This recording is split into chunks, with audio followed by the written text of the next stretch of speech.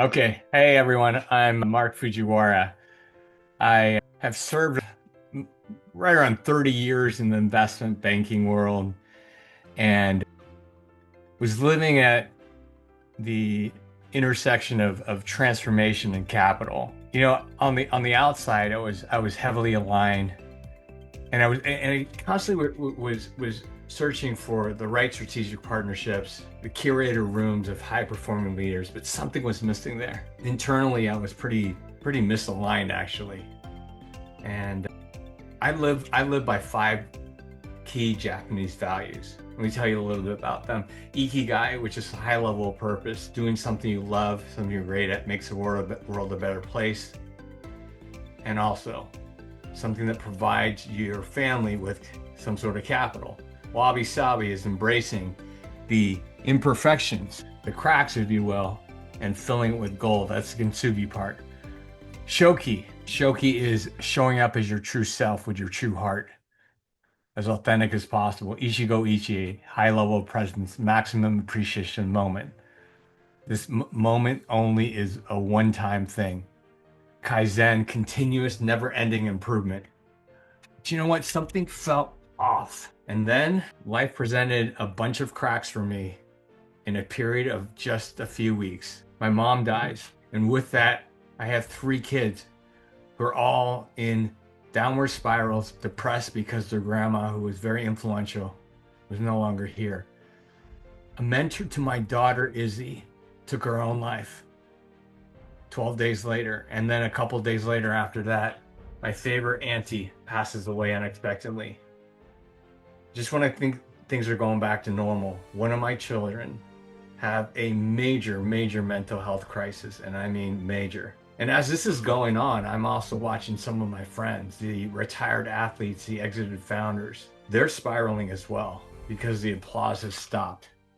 And then I ask myself, you know what? Who am I? Who am I when the applause ends? Well, something interesting happened. I have an assistant that is very proficient at deleting every email that is spam.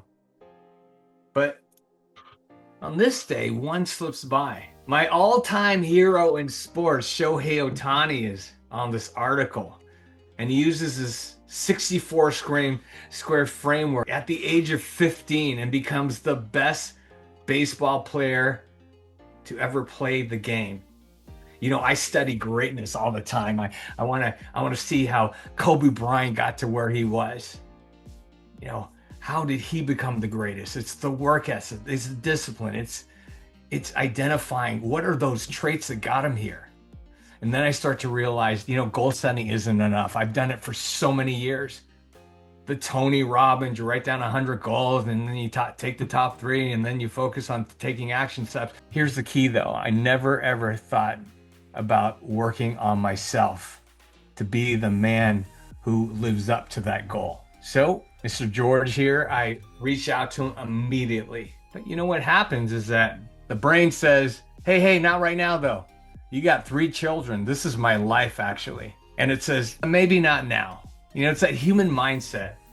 And I always key into the human mindset because the human mindset gets really loud when you're on to greatness, but it's very powerful. You got all this stuff you can go on. You got three kids you got to support. You got a wife that needs you. You have these business partnerships. You have other things in motion. I got other coaches too. You know, adding one would be too many. But you know what? I've chased systems for 30 years, okay?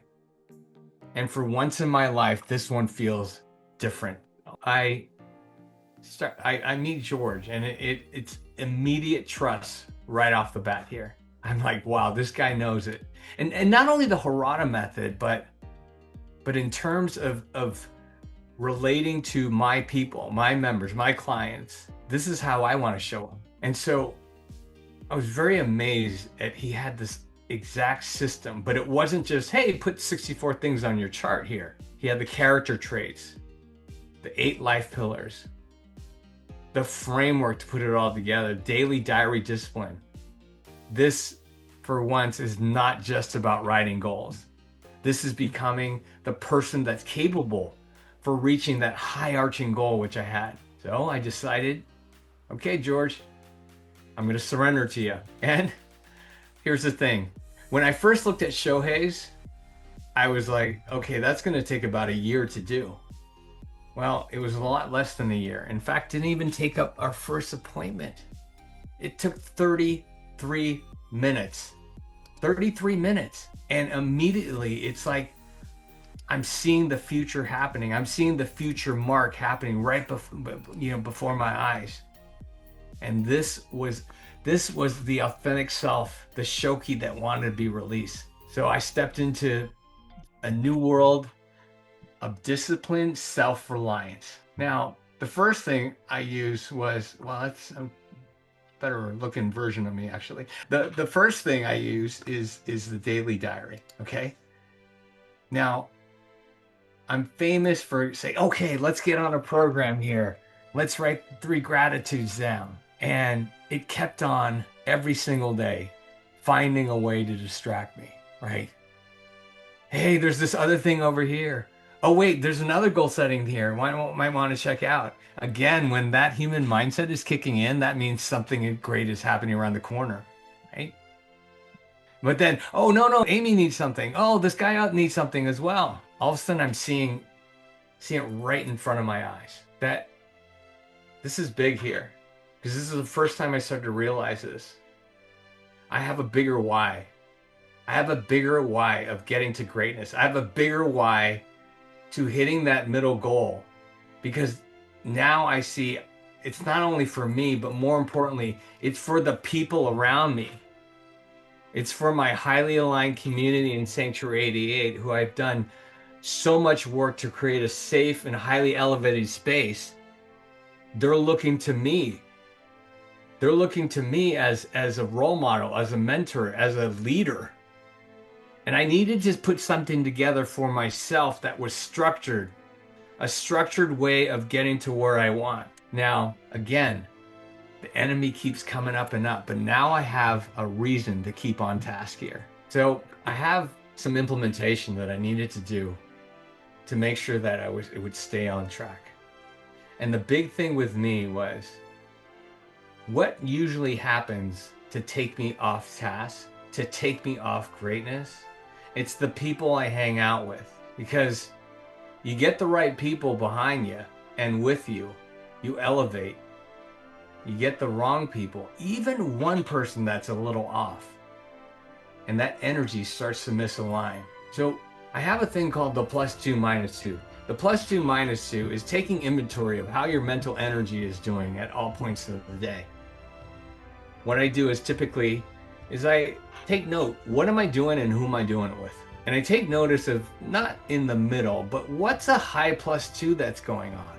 And where am I off on energy where I should be high on energy?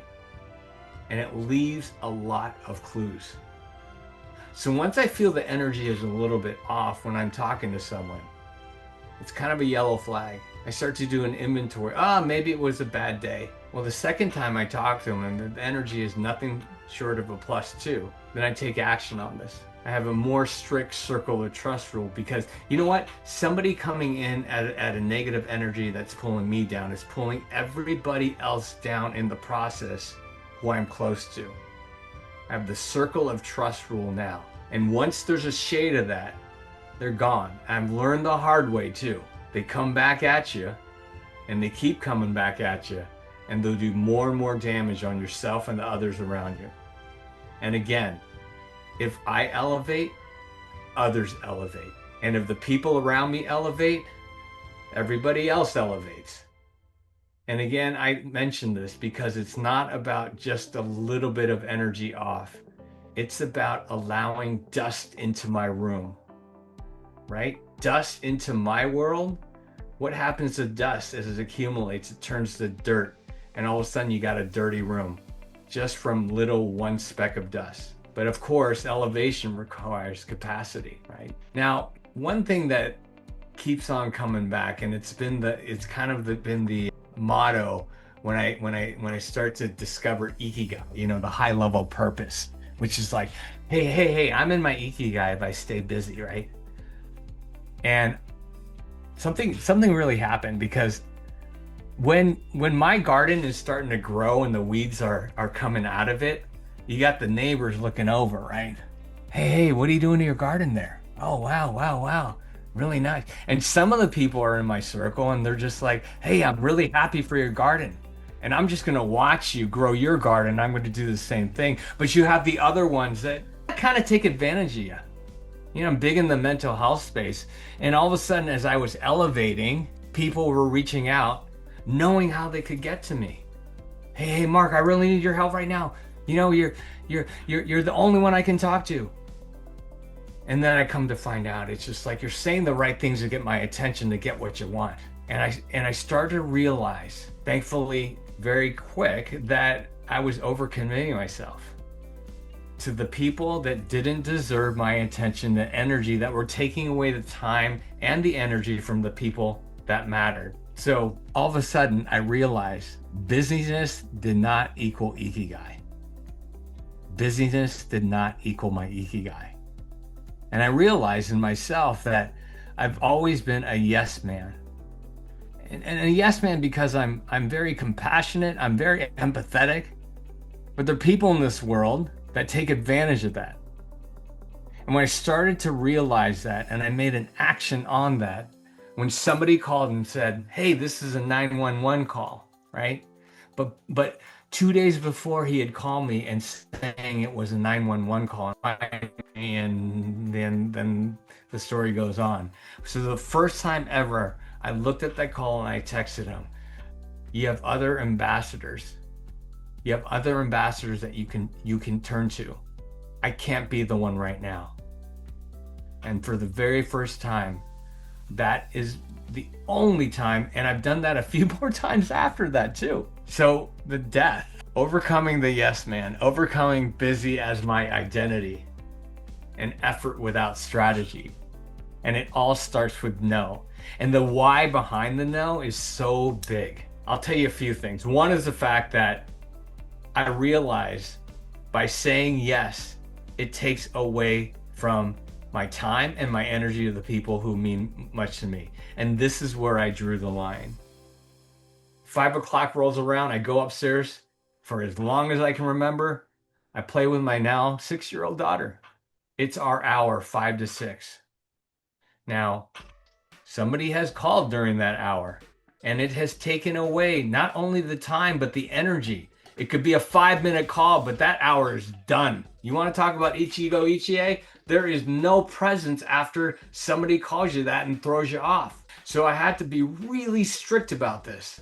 The +2 -2 vibe, it's realizing that if we're not aligned, and the realization that if I take a call from someone that's really not aligned, not in my circle, it's affecting my energy with my daughter, my wife, the people who deserve and pay for my attention and energy. That's when I drew the line. That's when I realized that when I have that inkling that something is off and you're taking from me, even in the slightest bit, that's it.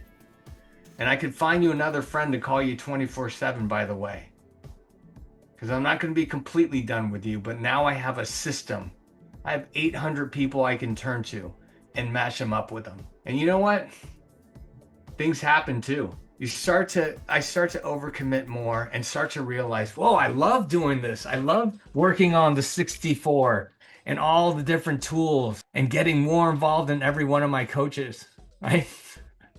So here's the thing that was occurring to me, which I was realizing. I'd wake up almost every morning, and I try to wake up really early, right? I try to wake up at 4 o'clock, and then, well, it turns into 4:30, sometimes 5, sometimes 5:30, but I'm up early, but I'm not feeling good. And why is that?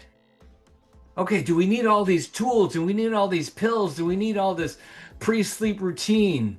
Maybe not, because here's the thing. It was one little action, one tiny action that put me in the right frame of mind. And that's this. If I want to wake up before 4 o'clock, I have to do one thing when my daughter goes to bed, and it's easy. Take that sleep contraption, magnesium and a couple other things that puts me to sleep in 30 minutes. brushed my teeth, and walked straight into my room. And all of a sudden I realized that one little action made the most impact. 2 hours, refreshed every single day. Today I woke up at 3:30. That's kind of the average right now.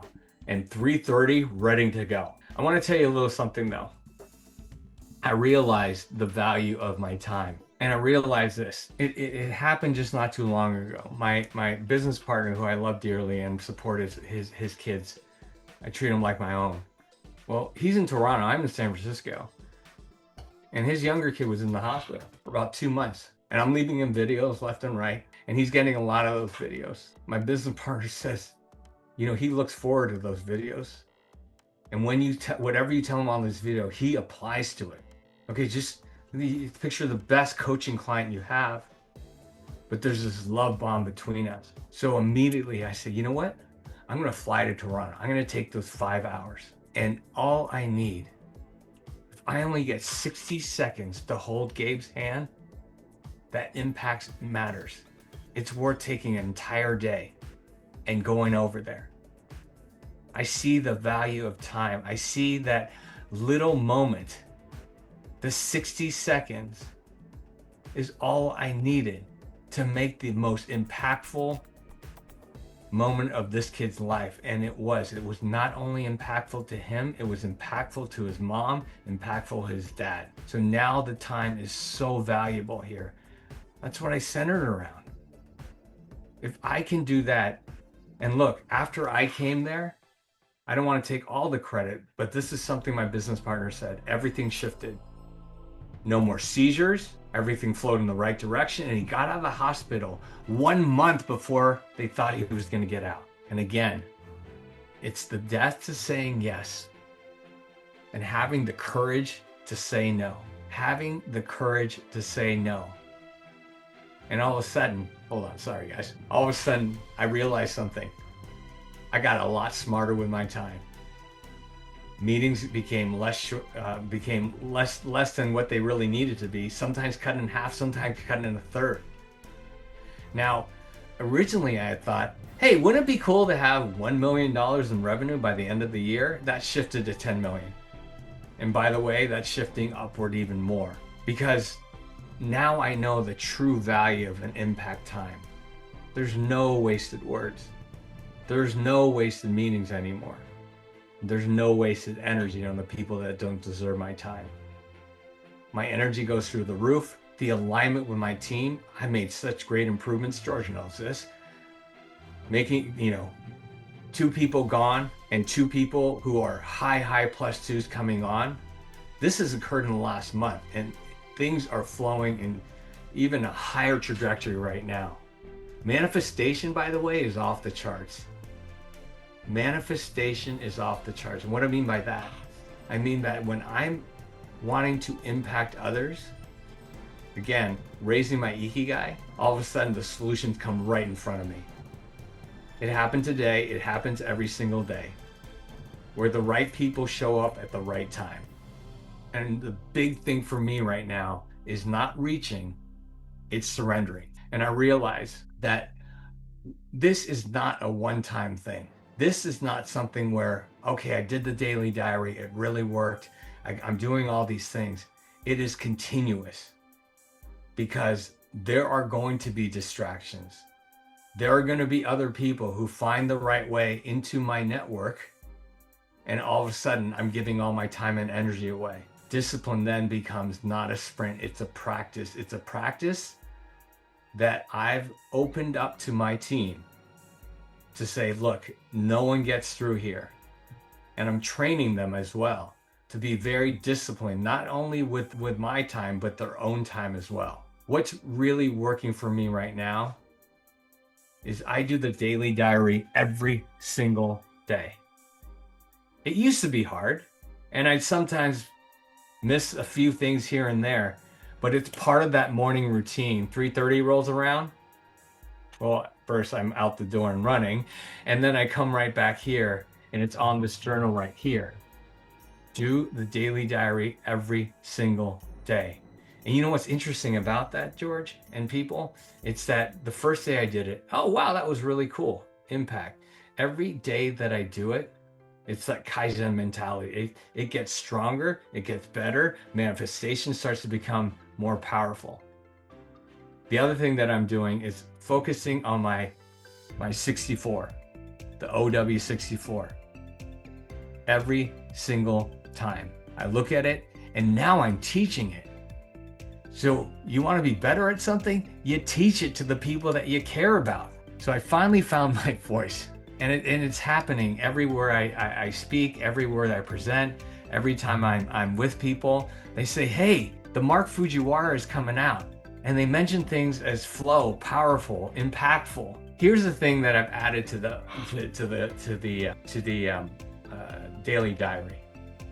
So every day, the Kaizen mentality, I write down I am statements, and this is something that's been so useful. I want to challenge everyone on this call to do it themselves. So what is the I am statement? The I am statement is, what are your strengths, right? So I'll read you a few of mine, and they change over time, by the way. They get better and better. Okay, I am limitless. I am vulnerable. I am respect. I am courage. I am a samurai. There's about 20 that pop up. Some days there's 17. Some days there's 30. Did you get the picture though? The more you write this out, the more you embody what you need to do to accomplish that middle Harada goal right there. And by the way, my hero Kobe Bryant, through AI, says these things every single day. And it goes something like this. Hey, my man Mark, my predecessor. I don't know anyone that's more respectful than you.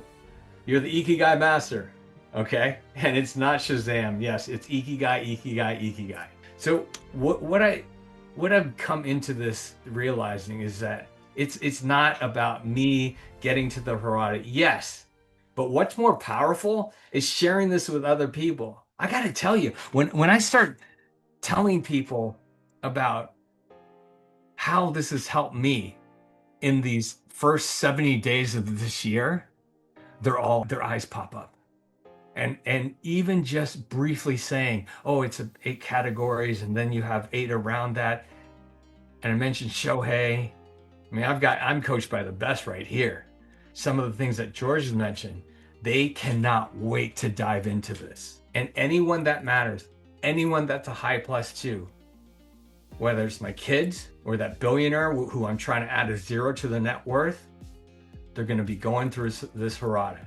What happens then is monumental impact, monumental Ikigai, monumental impact that literally changes the world.